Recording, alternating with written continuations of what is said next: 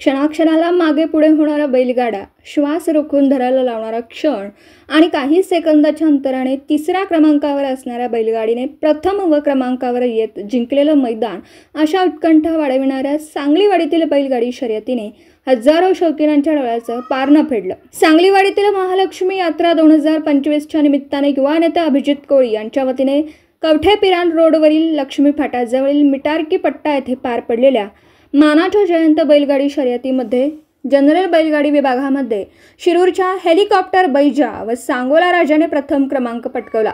विना लाठी काठी मोटारसायकल अशा पार पडलेल्या शर्यती पाहण्यासाठी सांगली, कोल्हापूर, सातारा, बेळगाव, विजापूर जिल्ह्यातील हजारो शौकीनांनी उपस्थिती लावली होती। श्री शिवप्रतिष्ठान हिंदुस्थानचे संस्थापक संभाजीराव भिडे गुरुजी यांच्या हस्ते शर्यतीचं उद्घाटन तर राष्ट्रवादी शरदचंद्र पवार पक्षाचे प्रदेशाध्यक्ष आमदार जयंत पाटील यांच्या हस्ते बक्षीस वितरणाचा कार्यक्रम पार पडला। हेलिकॉप्टर बैजाचे मालक बाळू हजारे व सांगोला राज्याचे मालक रावसाहेब मेटकरी यांना प्रथम क्रमांकाचं बक्षीस देण्यात आलं।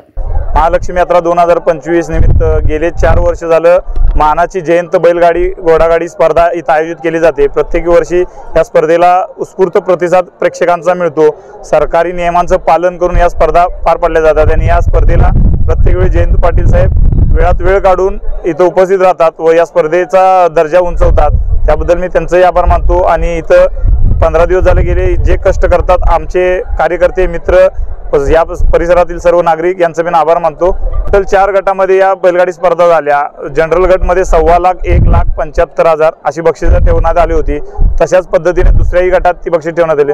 टोटल बैलगाडा घोडगाडी मिळून टोटल 60 गाड्या यात समावेश होत्या। अभिजित कोळी गेले अनेक वर्ष सांगलवाडी आणि समडोळीच्या परिसरात या बैलगाड्यांच्या स्पर्धांचं आयोजन करतात। अभिजित कोळींनी सलग 4 वर्ष हे आयोजन केलेलं आहे आणि महाराष्ट्रातनं दक्षिण महाराष्ट्रातनं हजारो या क्षेत्रातले जे बैलगाडी खेळण्याचा ज्यांना बैलगाडी स्पर्धा खेळण्याचा ज्यांना नाद आहे जे सगळे रसिक आहेत ते सगळे आज या ठिकाणी गोळा झालेले आहेत आणि अतिशय भव्य दिव्य स्पर्धांचं आयोजन या ठिकाणी त्यांनी केलं।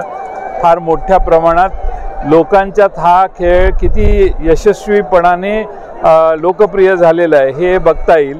आमचे खासदार डॉक्टर अमोल कोल्हे यांनी लोकसभेपासून या खेळाला गती देण्याचा प्रयत्न केला, पुन्हा चालू करण्यासाठी त्यांनी प्रयत्न केले, अनेकांनी केले प्रयत्न। आज हे स्वरूप बघितलं तर बैलगाडा स्पर्धा या महाराष्ट्राच्या ग्रामीण भागात प्रचंड लोकप्रिय झाल्यात हे एक मात्र खरं आहे। शक्तीपीठ संदर्भ दिवसभरातील घडामोडींचा आढावा घेण्यासाठी पाहत रहा N24 मराठी न्यूज चॅनल।